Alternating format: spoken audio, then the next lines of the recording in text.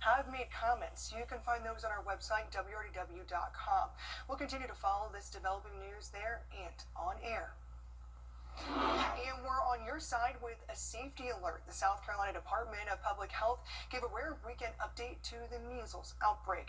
The agency identified 3 new places of exposure in the upstate. It found a person visited several places while infectious before they knew of their infection status.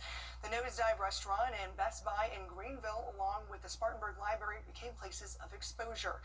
The person visited the Greenville locations on December 24th between 1:30 p.m. and 6 p.m. They visited the Spartanburg Library on December 27th from 3:15 to 6:30 for the Solar Superstorms Planetarium show. State leaders are saying a lack of vaccines are cause for the increased number of cases.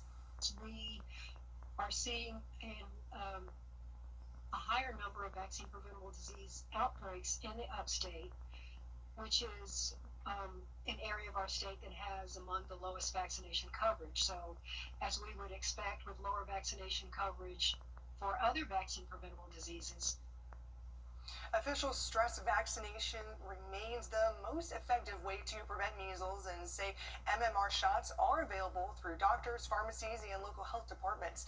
You can learn more about the symptoms of measles and the current outbreak on our website. And check this out. The Dollar General in Ticknell is temporarily closed after a truck made its way inside this morning. The Wilkes County Sheriff's Office shared these photos and said no one was hurt in the incident. We don't know if the driver of the truck is facing any charges nor when the store will reopen.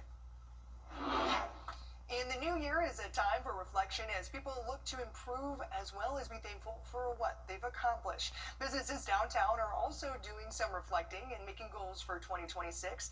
The year was a busy one for many businesses on Broad Street. They had to grapple with construction on Broad Street as well as a new sheriff looking to make streets safer. We spoke with Art on Broad to find out what they're looking forward to this year.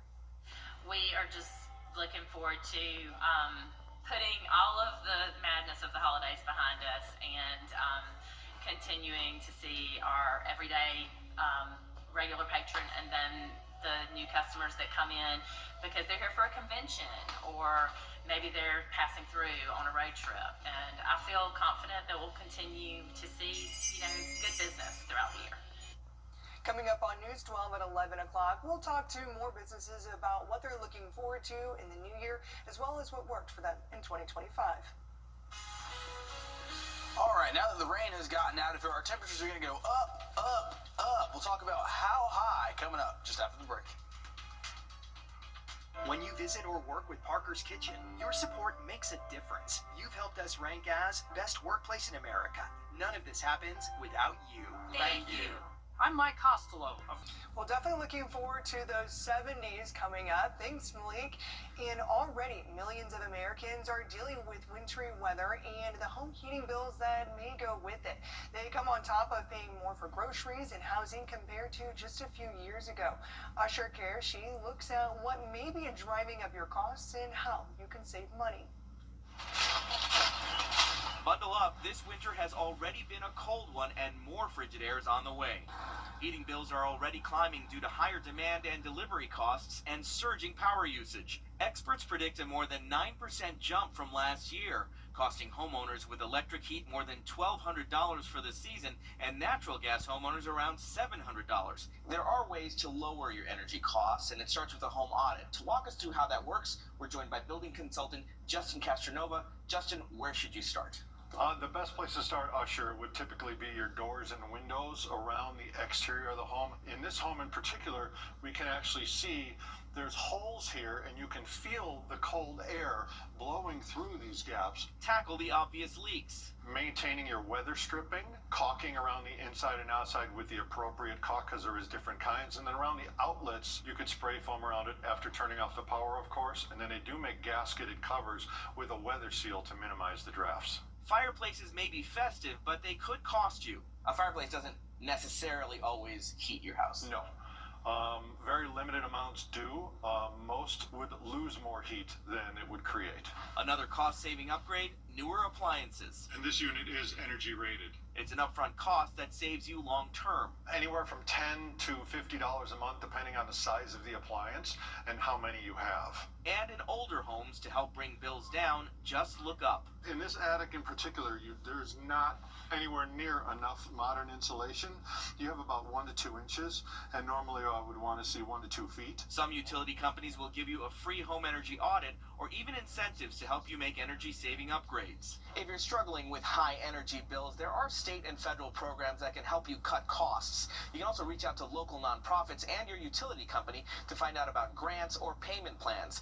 The best way to find out what you qualify for is to dial 211. Usher Qureshi, CBS News.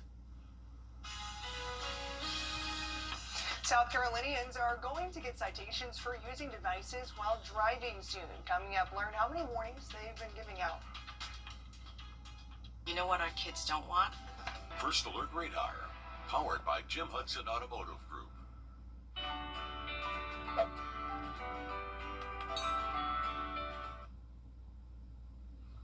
Welcome back to South Carolina, where a few months ago the state put a hands-free driving law into effect. The warning period for the law is up at the end of February, and Lena Allen caught up with South Carolina state troopers to find out how many people have gotten warnings. A crackdown on distracted driving. That's what the state's new hands-free law aims to do. So far, there have only been warnings. But soon, violating the new law will have costly consequences.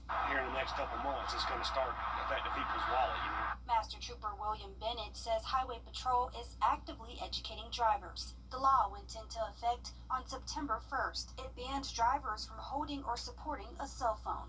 Just imagine if you were driving down the road blindfolded at 55 miles an hour at the length of a football field. I don't think anybody would sign themselves up for that. And that's what we're doing when we're getting on the phone. And yes, it can be deadly. Of the 8,400 warnings issued statewide, new Highway Patrol data shows more than 1,000 have been issued in the Midlands alone. Richland County leads with 334. Columbia Police issued 29 additional warnings. Kershaw County Sheriff Lee Bone has supported the law even before it was enacted.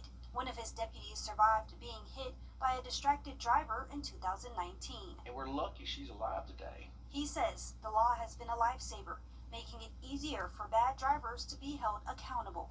That's why this law is that much more important, because if we see you with a phone in your hand, there's really no excuses. You broke the law. It's that simple. The warning period ends February 28th. After that, violators can face up to a $200 fine and points on their driving record. Local law enforcement are hoping drivers put down the phones before then. Lena Allen, WIS News 10. A lobster was stolen from a business. Coming up, learn what it was worth. Let's go! During the Go to bat for you. Call all nines now. From our family to yours, happy holidays! Trust meteorologist Emily Active for your first alert. Welcome back. Breaking news just in the newsroom. The Orangeburg County Coroner's Office is investigating 2 deaths. The first is a house fire death. The coroner says 58-year-old Lisa Cheeseborough died on the scene yesterday after being hurt in the fire. An autopsy is scheduled. Then a person was hurt in a pedestrian accident this morning on John C. Calhoun Drive. 27-year-old Moni Chaplin was pronounced dead on the scene. The cause and manner of death is still under investigation. And a supply chain company in Massachusetts recently had $400,000 worth of lobster stolen from a warehouse. The lobster was supposed to be sent to Minnesota and Illinois, but was intercepted by a thief. Now, the CEO of the supply chain company is reacting to the theft and hoping the incident brings awareness to the issue of organized cargo theft. Devin Bates reports. Rexing Company CEO Dylan Rexing says for years he's advocated on Capitol Hill for a crackdown on cargo theft. Now his company is the latest making headlines with $400,000 worth of lobster unaccounted for. We hired a carrier to haul this product that we thought was real, and someone impersonated them, showed up at the warehouse in Taunton to pick up and had a fake CDL. But it didn't stop there. Rexing says the suspects registered a domain name very similar to a legitimate carrier company with just one letter I appearing slightly different. The shipment of lobster is gone. even if we found it, it's an item that folks eat, right? And so there's food safety involved, and it's probably getting thrown away if we find it anyways. And so at this point, the loss is the loss. It's the latest example of organized cargo theft becoming a major issue for these companies, and Rexing says it has a big impact on consumers' pocketbooks as well. While his lobsters might be long gone, he hopes there's a silver lining in raising awareness. You know, I had a couple people that have asked me, like, why are you even talking about this? Like, it's kind of a black scar, if you will. And the reality is, if no one's raising their hand to talk about it, it's not going to get any better. Wow. How do you steal $400,000? I was just about to say that is a lot of lobster. I love lobster, but $400,000. Yeah, that's like a whole 2 lobsters. Like, cause that's $400,000 worth of lobsters. Where are you getting your lobster? Lobsters is expensive. That's all I know. I haven't had lobster in a long time just because it's expensive. So $400,000. I imagine that was just 2 or 3 lobsters for $400,000 worth of that. Hey, I guess you never know. That could be some pretty special lobster. Hey, it's pretty special lobster. I mean, hey, it must have been really fresh, and I hope whoever stole that $400,000 worth of lobster is able to stomach it all before it all goes bad. Yeah, you can't let it go to waste. Yeah, you know you got to cook them alive. So if they die, then you can't eat them. Yeah, they like. You learn something new every day. Exactly. It's biology. Did you go to biology class, Audrey? Come on. Obviously, I went to biology class because it was required. It was. All right, this is what's required over the next couple of days for you to go outside and enjoy the weather, because we're going to get rid of this clouds, this rain out here. We're going to bring the sunshine right back to the CSRA, so it's a requirement for you to go outside there and enjoy it across the CSRA. We're also going to be getting warmer here over the next couple of days. We're going to go from just above average to about 15 to 20 degrees above average across the entirety of the southeast there. You'll see that on the 7-day forecast. We're going to go from the 60s into the upper 60s and then into the lower 70s there. So there's your 20% chance of rain on Friday. We'll add a rain chance there at the very end of the 7-day going into next weekend. Well, thanks for joining us at 6 o'clock. We'll have more news, weather, and sports for you at 11. We'll see y'all then. Kroger always gives you more ways to save, like